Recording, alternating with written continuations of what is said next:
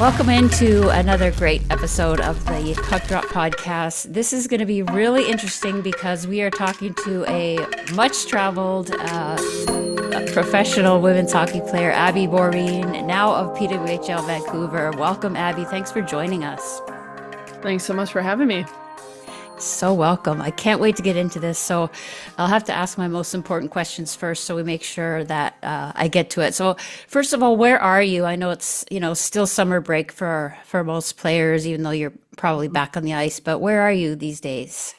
Yeah, I'm back home in Somerset, Wisconsin, spending a lot of time on the lake here. So I enjoy, the water sports and all that good stuff and jet skiing.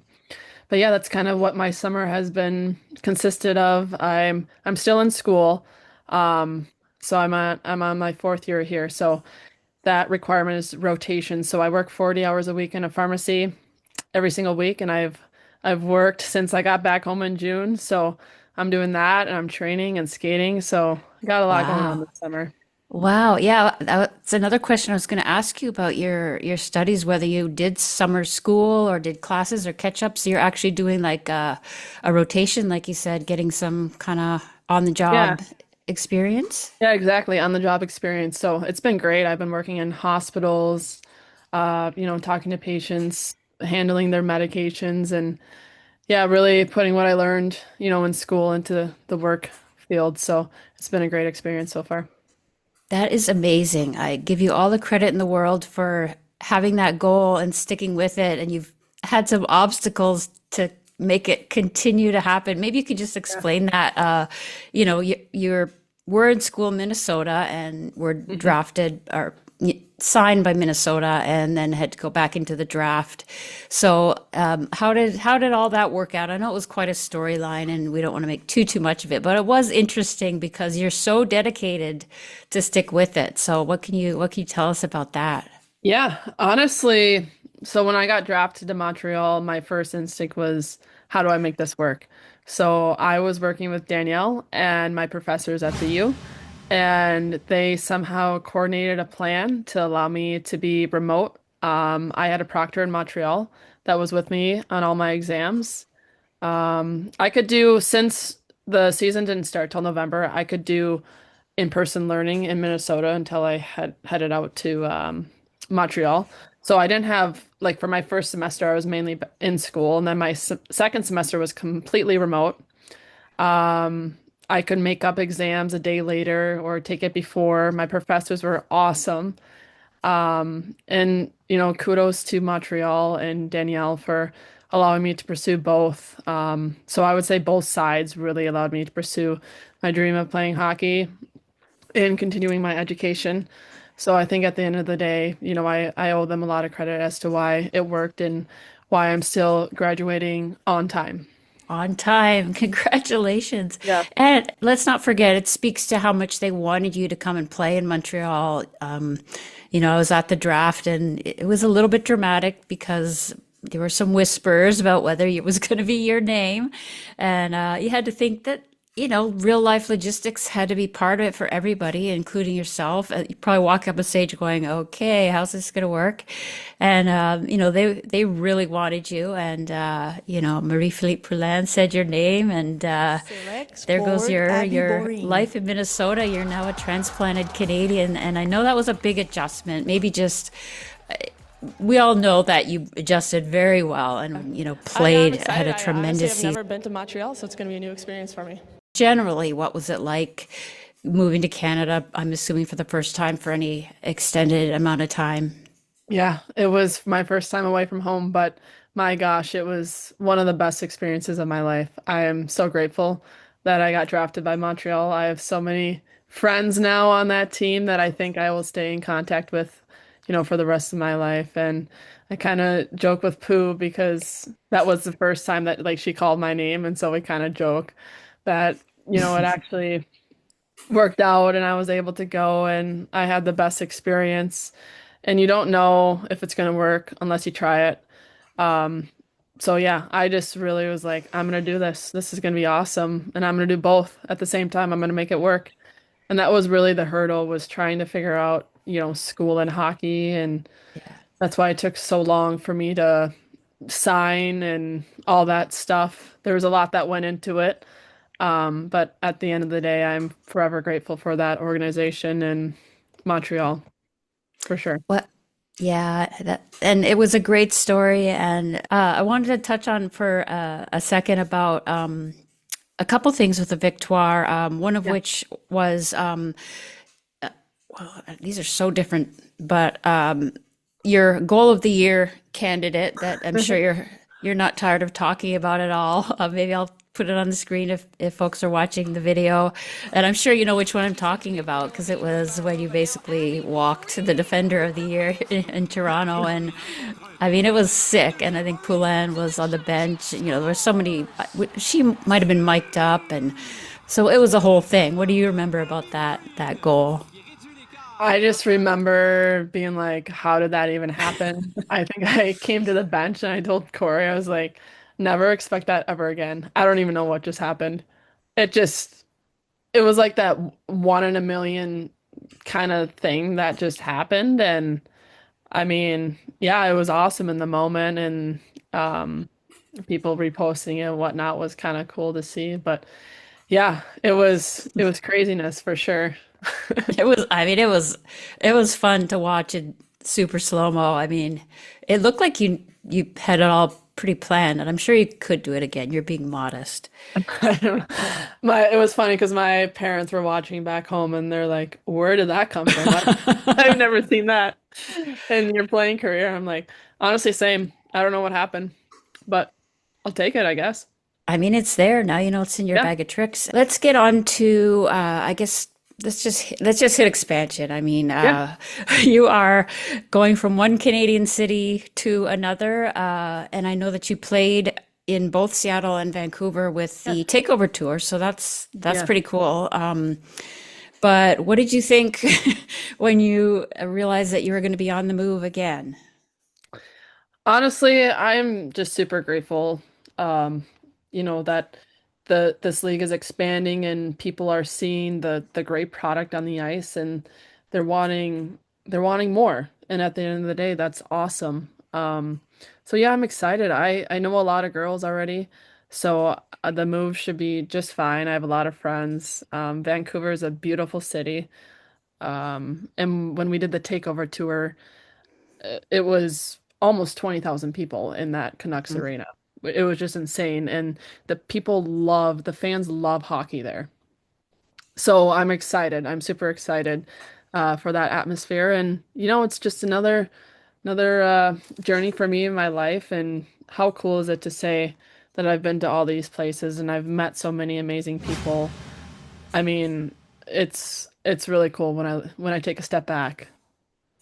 Yeah, so I imagine that, having done the prep to continue studies in Canada, at least, maybe that part's covered, but you still have to work out. I mean, it's moving. I mean, when moving is still what it is for everybody. And, Yep.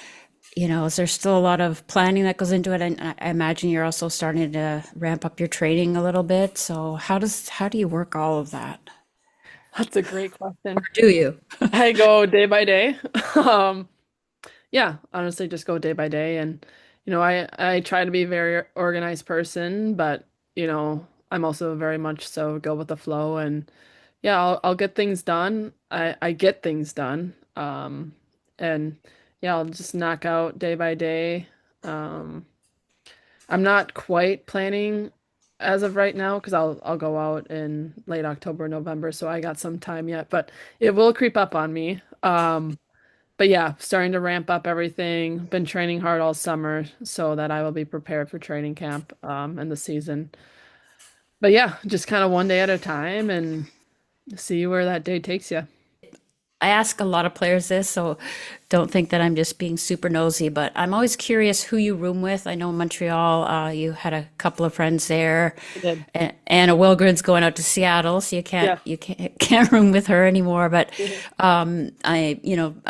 Denisa Shishova was drafted by Vancouver. I'm rooming with her.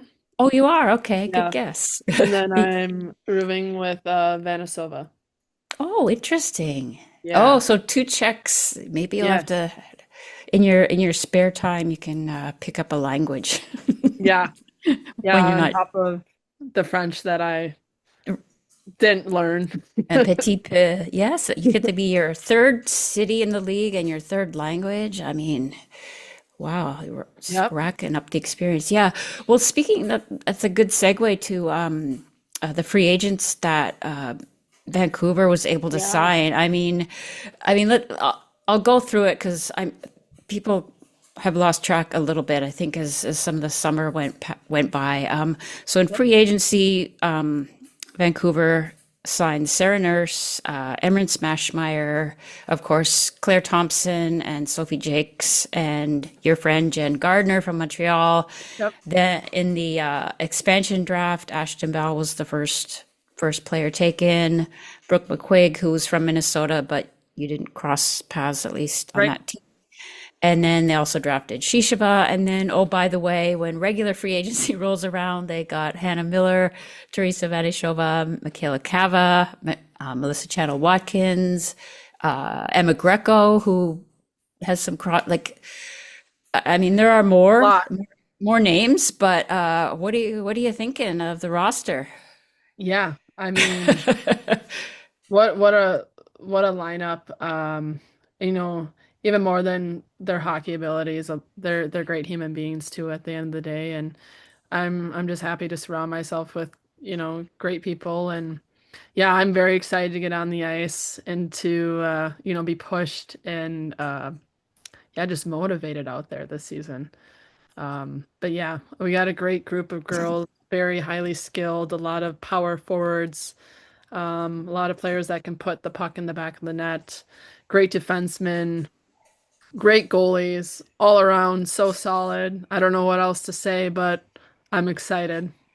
Are you getting fit for your Walter Cup ring? I mean, just might as well. Oh, none of that yet. I know. I can say it. You can't. But a lot of people are just looking on paper. But then, of course, that's on paper, right? And oh, by the way, Kara Gardner Morey just drafted Michelle Carvin, and a legend of the game, just to add a little spice on top. But Yeah, no, we awesome won't. drafting too. Yeah. Yeah, we won't crown anybody, but and when you look at Seattle as well, I mean, I'm sure that's going to be a great rivalry right off the bat. Do you look at their roster too? Like, Yeah, I mean, honestly, everyone's roster is super good. You can't say one team. I mean, maybe outsiders can say that, but I mean, everyone's going to be skilled at the end of the day, and everyone is so motivated. And every game, just from past experience, is just so gosh dang close, and you never know what's going to happen on any given night. So yeah, I think the league overall is going to be very, very competitive. So it's going to be a fun season. But yeah, it's fun. It's exciting to, you know, be a brand new program and kind of start from scratch. And yeah, it's a cool time. And we have our home rink, mhm, uh, the Pacific Coliseum, and then that's right. the Aerodome for the practice rink. And we are the only tenant in that rink, so that is amazing too. So yeah, it's gonna be a fun time. Yeah, I would see if you knew those factoids, if or you obviously have done your homework there. No surprise, but yeah. Well, like you said, the Agrodome, I guess that was built in 1963, so it's getting a little up there, but that's the practice facility. And then yeah, Mhm. you're going to be the primary tenant, and so the first PWHL team to be the primary tenant in their venue, and Yep. also the only hockey team in Vancouver with a dedicated practice venue because the Canucks don't have one. So like Yeah. you could, you get dibs over them. And here's one that I did find out. Wait a second. So the Agrodome was used in the movie Miracle. I guess the dressing room. Let's see. Oh, standing in for Lake Placid's Olympic Center in the film Miracle, and the venue for Rocky Balboa's bout with Ivan Drago in the climax of Rocky 4. Wow. The So, history. isn't that crazy? Yeah, Yeah. but that along with the city being just a beautiful city, that has to Yeah. be having those venues and the space of your own has to be a big part of Yeah. what makes it so So How lucky fantastic. are we, honestly? Um, it's amazing, and I can't wait to get started and to see, everything that the city and the team and the arenas have to offer. I Yeah. think it's going to be nothing short of excellent. So I'm really, yeah, it's going to be a really cool experience for me. Okay, and I wanted to ask about Coach Brian Nadolski, who's from Wisconsin. So I didn't know if maybe you might have crossed paths. He coached at St. Cloud State, of course. Do Yep. you have any experience with him? Know of him? Have you spoken to him? Yep, I've spoken to him since being uh taking an expansion draft. I know Adolski from my college days. He was the head coach at UND. So during the recruiting process there, I got to know him a little bit when I was like 15, 16 years old. But other than that, I've crossed paths with him many times in the hockey world. Hockey world, small world. Like you said, he coached at St. Cloud. My sister Chloe is at St. Thomas.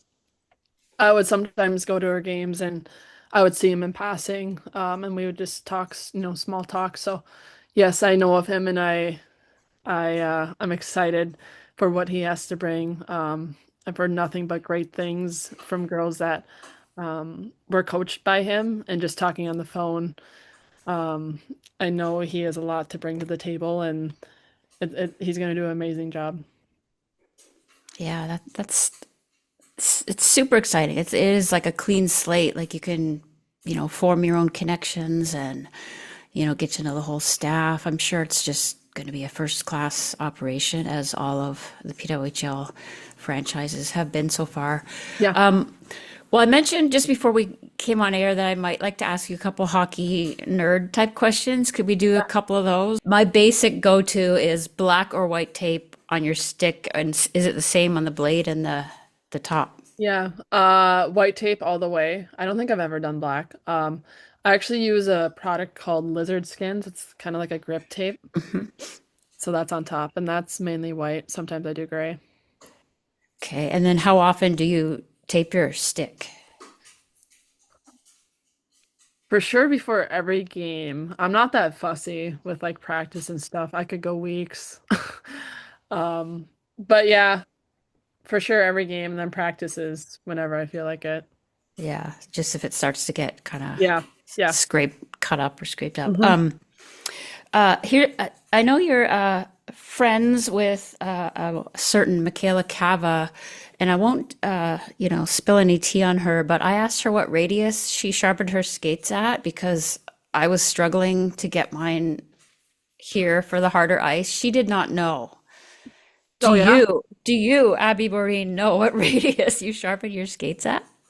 I do, but funny story, when I got drafted to even like Minnesota and Montreal, I would have to text like the previous, like I had to text my Gopher equipment manager to then tell like Minnesota's equipment manager, Sis, like what I sharpened them at. And then I forgot. So then I texted Sis to tell Andrew, the equipment manager in Montreal, what do I get them sharpened at? But now I know 9/16. Ooh. Sometimes, I can't really tell if they do anything differently. They could do 5/8 and I probably wouldn't be able to tell. So, Oh, you probably, I mean, 9/16 means you had to think that a half might be okay, and then that was a little too much, so you flattened it out just a little bit. Like yeah. that tells me there's some specificity going on there with. And I have no idea where that came from. do you ha- Honestly. do you have a custom rocker or anything? Do you just go with straight out of the box? No, there is a custom. I don't know what it's called, but I would have to text my Gopher equipment manager that Yeah, there is something that you have to do, but I don't know it. yeah. I don't know what they call them. There's certain like E12, like there's a certain lingo, but Yeah. you know, Yep. that's how you're a hockey nerd when you're not just like, I don't know, just, if you have to have your socks or no, okay, do you do the left, right, or any of those superstitions as well? I don't think so, but like I've noticed that I always like put on my left skate first and then my right, but it's nothing too crazy. you wouldn't undo it and go back and redo it. No, So, sometimes if I have to retie like one skate after I tied them already, I have to retie the other one, or else I just like I don't even know if that's a superstition, but I just have to make sure it's even. So maybe, I don't know. yeah, I think you're particular. Like you want things, because if you tighten one, then the other one's going to feel loose, right? So, Exactly. So that's the only thing really. any game day routines, most players have certain meals they like to eat that work Yeah. well for them, things like that. Anything you want to share with us about game days? Yeah, I'm not really picky on what I eat for game days. It can be a variety of things and it'll do the trick for me. I would say for sure Starbucks that day and a walk, some type of movement. Maybe laying down for a good chunk of time. Maybe not. I don't know. Just kind of whatever I'm feeling for that Interesting. day. And to me, the PWHL had, I don't know what the ratio was in the NHL, but more afternoon games on the weekends, it seemed. Right. Did that throw you? I mean, you're used to that from college. Like, does Like the daytime two versus o'clock games? yeah, like Yeah, they honestly they do come quick, but I am a fan of that. I'm a fan of playing, at 2 and 4 on the weekends. Just so I'm not sitting around all day doing nothing and waiting till 7. Um, but I am staying busy with, school and stuff, so half the time I'm doing schoolwork and then I gotta go to the game or, something like that. yeah. I know you had said that after practices and probably after afternoon games, you'd get home and do like your 8 hours of school. So like Yeah. you're Yeah. kind of like let's get this game over with, guys. I gotta get back and get on the laptop, right? Yeah, I mean, not get it over with, but No. um yeah, I mean, yeah, I would go to practice. I think we had it like 10:30 maybe, and then come home around 1, 2 and try to be motivated to do school after I was drained. It was tough. It was really tough. Um, but I somehow figured it out. Um, and here we are on year 4 last year, almost there. Well, now you'll have the added bonus of, the jet lag and the time difference as you try to work that out with, True. I don't know if that'll help or hurt. You'll have some Yeah, longer you know plane what? rides. Yeah, it is longer plane rides, and we'll be probably traveling a little bit more. But that's time to spend with teammates and get to know one another, and I think it'll be a fun time traveling the world, playing hockey. Nothing better. Yeah, it's you are lucky, and it's great that you're able to look at it that way because you have a lot of demands that other mere mortals might consider stressful. Well, good luck to you when you do eventually get out to beautiful Vancouver, and we will so look forward to seeing you in blue. We've seen you in purple, we've seen you in maroon, and now we're going to see you in I imagine blue and cream. So Mhm. best of luck to you, Abby, and please take care of yourself, and don't take on any more, please. Yeah, I'll try not to. Thanks so much for having me. It was a fun time, so I appreciate all the Okay, work you do. thank you so much.